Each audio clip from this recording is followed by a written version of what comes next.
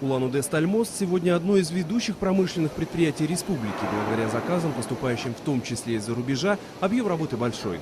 Инженеры, массостроители получают достойную зарплату. А между тем, относительно недавно этот завод, как и другие предприятия промышленности страны, балансировал на грани жизни и смерти, годами не выплачивая рабочим зарплату. Было безденежье, была безработица. Когда пришел на пост президента Владимир Владимирович, на первый пост, все было, Россия была в полной разрухе. Потом в течение всего срока постепенно наращивалась мощь России. И в данный момент, будучи премьером правительства, он многое сделал для нашей страны.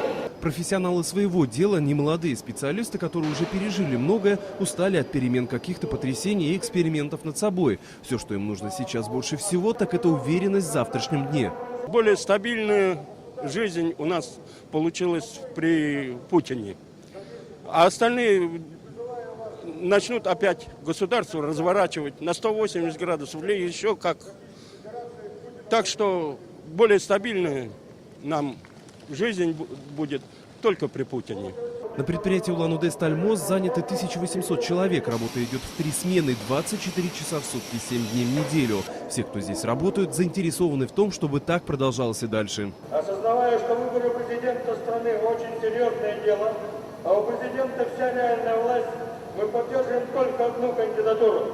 Кандидатуру Владимира Владимировича Путина на пост президента страны.